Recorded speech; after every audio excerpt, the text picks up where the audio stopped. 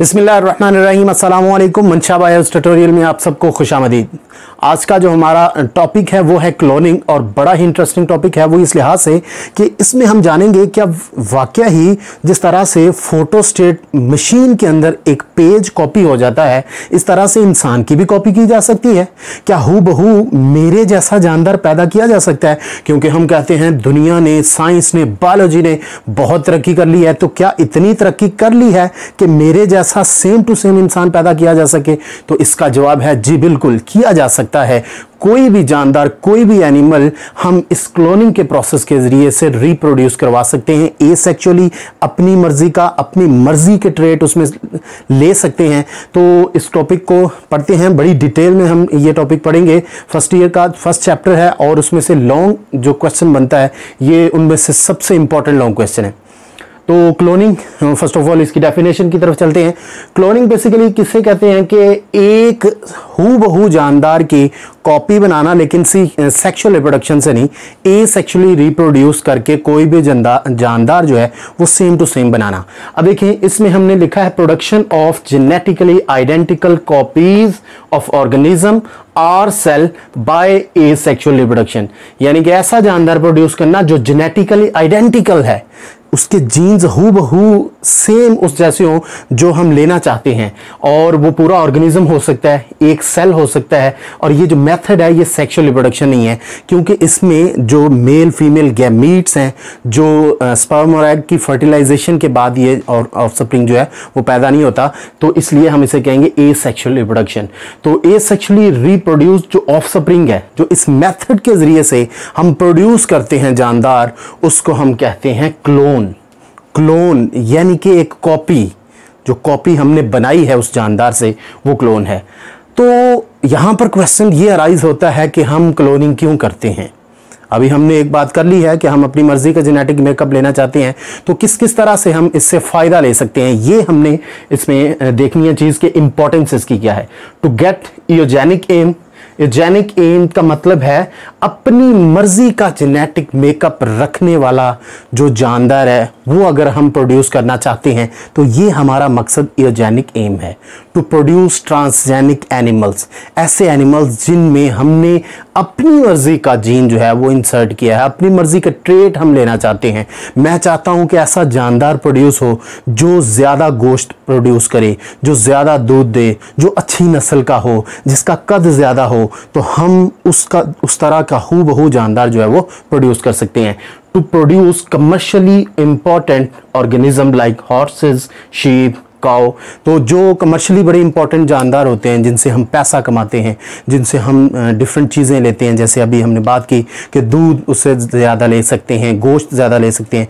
तो जैसे अक्सर ये बड़ी मशहूर हमारे पंजाब में एक कहावत है, कहावत क्या कि एक मशहूर बात है कि साहिवाल की गाय जो है वो बड़ी इंपॉर्टेंट है, वो बड़ी महंगी मिलती है, उसमें से क्योंकि दूध ज़्यादा आता है तो वो कमर्शियली इंपॉर्टेंट है।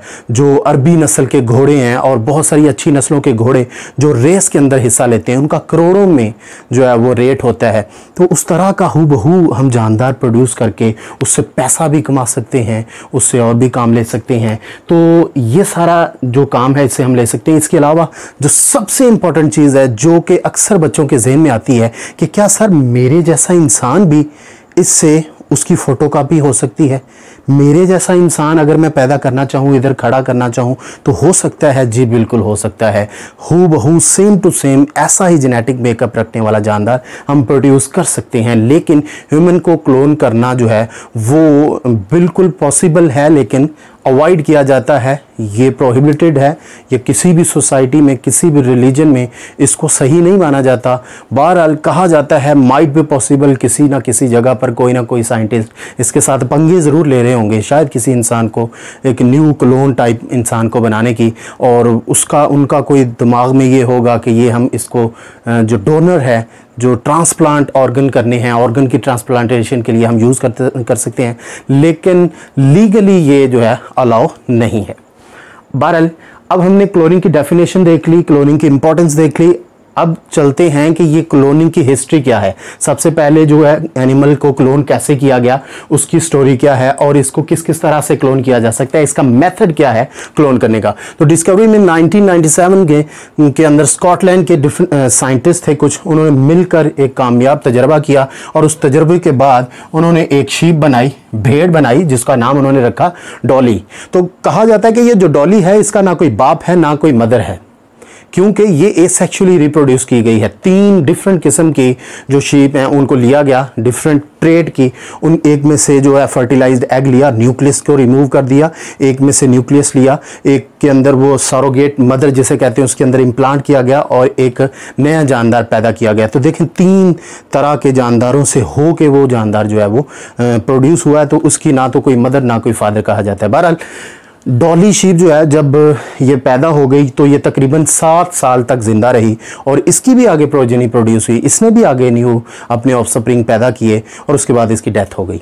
अब इसका फ़ायदा क्या है, इसको हमने किस तरह से पैदा किया, हमने डिफरेंट 3 तरह के जो ऑर्गेनिजम्स थे ना उनके करैक्टर्स को इकट्ठा कर लिया था एक ही जानदार में अपनी मर्जी से।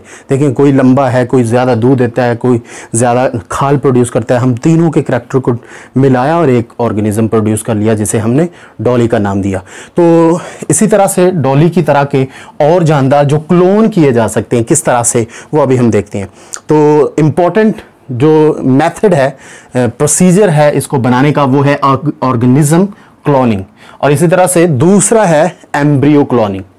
ऑर्गेनिज्म क्लोनिंग में आपको नाम से पता चल रहा है कि पूरे के पूरे ऑर्गेनिज्म को हूबहू हम क्लोन करते हैं और इस मेथड में जो डिफरेंट स्टेप्स फॉलो किए जाते हैं उनको हम देखते हैं।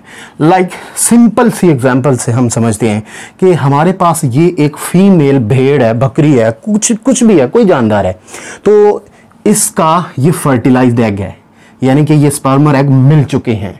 अब ये फर्टिलाइज्ड एग डेवलप होगा ऐसे ही फीमेल यूट्रस में, जिसे बच्चेदानी कहते हैं, तो ये डेवलप होके हूबहू अपने माँ बाप जैसा जानदार प्रोड्यूस करेगा। लेकिन हम चाहते हैं कि ये अपने माँ बाप जैसा ना हो। इन दोनों के करैक्टर, अपने जो माँ बाप के करैक्टर हैं वो हमें नहीं पसंद। हमें पसंद है ये तीसरा जानदार जिसको मैंने रेड कलर से बनाया। हम चाहते हैं ये इस जानदार जैसे करैक्टर इसमें डेवलप हों। तो कैसे प्रोड्यूस करेंगे, हम ये फर्टिलाइज्ड एग को निकालेंगे, फर्टिलाइज्ड एग में से न्यूक्लियस जो है इसका रिमूव कर देंगे, with the help of enzyme degenerate हो जाता है। सिंपल, ये एक अलग से डिस्कशन भी है, लेकिन बहरहाल इसका न्यूक्लियस हमने रिमूव कर दिया। फर्टिलाइज्ड एग का पहला स्टेप। दूसरे स्टेप में हमने क्या किया, अपनी मर्जी का न्यूक्लियस लिया, अपनी मर्जी का कोई ऑर्गेनिज्म लिया, उसका एक सोमैटिक सेल लिया और उस सोमैटिक सेल में से हमने न्यूक्लियस उसका निकाल के इस सेल के अंदर डाल दिया जिसका न्यूक्लियस हमने ऑलरेडी निकाला हुआ है। तो न्यूक्लियस को रिप्लेस किया है, सिंपल, और कुछ नहीं किया, इतना कंफ्यूज होने की जरूरत नहीं है। तो ये जो न्यूक्लियस है ये किसका है, ये हमारी मर्जी का न्यूक्लियस है, जो हम चाहते हैं जिस तरह का जानदार हो। तो डेफिनेटली सारे के सारे कैरेक्टर्स न्यूक्लियस में जीन्स की सूरत में हैं, तो ये वही जीन्स हैं जो न्यूक्लियस के अंदर मौजूद हैं। फर्टिलाइज्ड एग के अंदर हमने अपनी मर्जी का न्यूक्लियस डाल दिया है। अब इस फर्टिलाइज्ड एग को दोबारा से किसी फीमेल में इम्प्लांट कर देंगे और वो फीमेल होगी जो कि सूटेबल है उसकी यूट्रस, यानी कि उस कंडीशन में है कि वो फर्टिलाइज्ड एग को इम्प्लांट कर सके। उनको इंजेक्शन लगाए जाते हैं डिफरेंट प्रोजेस्टेरोन के जैसे, जो कि इस प्रेगनेंसी को मेंटेन कर सके। तो फीमेल की यूट्रस में वही फर्टिलाइज्ड एग ऐड कर दिया। इस फर्टिलाइज्ड एग की जो है वो डेवलपमेंट होगी। आफ्टर डेवलपमेंट ये जो छोटा सा मेमना, छोटा सा भेड़ का बच्चा जो पैदा होगा, ये इसे हम कहेंगे क्लोन। और ये मज़े की बात ये है कि ये क्लोन किस तरह का होगा, अपनी मदर जैसा या जिसमें प्रोड्यूस हुआ है उस जैसा नहीं, ये होगा सेम टू सेम उस जैसा जिसका हमने न्यूक्लियस ऐड किया है। ये न्यूक्लियस क्योंकि सारे करैक्टर रखता है और इस न्यूक्लियस को हमने फर्टिलाइज्ड एग में डाला, तो ये फर्टिलाइज्ड एग में जब डाला तो वो सारे करैक्टर जो हैं वही सेल माइटोसिस के जरिए से आगे ग्रो हुआ, तो उसके करैक्टर सारे इसमें आएंगे। तो ये clone same to same genetically identical होगा इस जानदार के। तो हमें यही जानदार पैदा करना चाहते थे, तो इस तरह से हमने पैदा कर लिया। तो ये जो क्लोन है ये आगे बढ़ेगा, ये सेम इस जैसा होगा, इसकी मतलब जो फिनोटाइप है, जो ट्रेड्स हैं, जो अपीयरेंस है, वो सारी की सारी इस जैसी होगी। तो ये हो गया ऑर्गेनिज्मिक क्लोनिंग। सेकंड जो मेथड है वो है एम्ब्रियो क्लोनिंग। आपने सुना होगा, आपने देखा होगा, आजकल बहुत आम है, ये ट्रेंडिंग है, ट्विंस बहुत ज़्यादा हो रहे हैं लोगों के। तो ट्विंस का जो मेथड है नेचुरल है। वो नेचुरली उसमें क्या होता है, एक ही जैसे दो जानदार होते हैं, दोनों बेटे या दोनों बेटियां सेम टू सेम कॉपी होते हैं। तो ये भी इस तरह से हम उसी मेथड को फॉलो करके आर्टिफिशियली भी बना सकते हैं। वो कैसे बनाएंगे, एम्ब्रियो क्लोनिंग कि फर्टिलाइज्ड एग है एक जानदार का, हम चाहते हैं कि ये हमारे पास एक अच्छी नस्ल का जानदार है ये वाला, ठीक है, हम चाहते हैं कि इसने एक बच्चा देना है, तो एक बच्चे के बजाय ये एक ही उसी टाइम में दो बच्चे दे, क्योंकि इसकी नस्ल बहुत अच्छी है। तो हम क्या करेंगे, जब ये फर्टिलाइज्ड एग इसका होगा 2 सेल स्टेज पे, 2 सेल स्टेज में 1 से 2, 2 से 4, 6 और 4 से 8, फिर 16 सेल, तो वो पूरा एक बॉल ऑफ सेल बन जाता है, ब्लास्टोमेयर बन जाते हैं, देन वो पूरा ऑर्गेनिज्म डेवलप होता है। तो जब ये 2 सेल स्टेज में होगा, अर्ली स्टेज में हर एक सेल की एबिलिटी होती है कि वो पूरा ऑर्गेनिज्म बना सकता है अगर उन्हें सेपरेट कर दिया जाए। 4 हो, 4 ही सेपरेट कर दिए जाएं तो ये डेवलप हो सकते हैं अलग ऑफ स्प्रिंग की सूरत में, लेकिन कैपेसिटी होनी चाहिए मदर में, उनको अलग अलग नरिशमेंट दे सके। बहरहाल फर्टिलाइज्ड एग लिया मदर से 2 सेल स्टेज में, 2 सेल स्टेज में जब लिया, इन दोनों सेल्स को हमने सेग्रीगेट कर दिया, सेपरेट कर दिया। अब दोनों बिहेव करेंगे अलहदा से एक एम्ब्रियो के तौर पर। एम्ब्रियो के तौर पर जब ये इम्प्लांट हुए हैं उसी फीमेल में, तो अलहदा अलहदा हैं, अलहदा अलहदा डेवलप होंगे। ये अलग एक ऑर्गेनिज्म पैदा होगा, ये अलग ऑर्गेनिज्म पैदा होगा, लेकिन दोनों को हम क्लोन कहेंगे। दोनों ही जेनेटिकली आइडेंटिकल होंगे जिस तरह से ट्विंस होते हैं, क्योंकि एक ही सेल से दोनों निकले हैं ना। एक सेल से 2 सेल स्टेज में जब ये गए हैं, माइटोसिस हुई है, तो एक न्यूक्लियस डिवाइड हुआ है, हाफ इधर हाफ इधर, तो ये उसकी डिवीजन हुई है, तो एक ही सेल इनका ओरिजिन है। तो इनके न्यूक्लियस के करैक्टर एक जैसे होंगे, इनकी जीनोटाइप एक जैसी होगी, इनकी फिनोटाइप एक जैसी होगी। ये बाज़ाहिरी तौर पर आपको नज़र आते होंगे सेम टू सेम जिस तरह से ट्विंस होते हैं। तो हमने उसी टाइम में जब एक जानदार पैदा होना था, एक की बजाय हमने 2 ले लिए। तो ये भी एक मेथड है, ये भी एक मेथड है। इन दोनों मेथड के ज़रिए से हम क्लोन प्रोड्यूस कर सकते हैं, यानी कि अपनी मर्जी का जानदार उसकी कॉपी बना सकते हैं। चाहे कोई कहता है कि इमरान खान जैसा हमने बनाना है एक इंसान, तो हम इमरान खान का कोई सोमेटिक सेल लेके किसी भी फीमेल यूट्रस के अंदर इम्प्लांट करके ये जो है ये बना सकते हैं।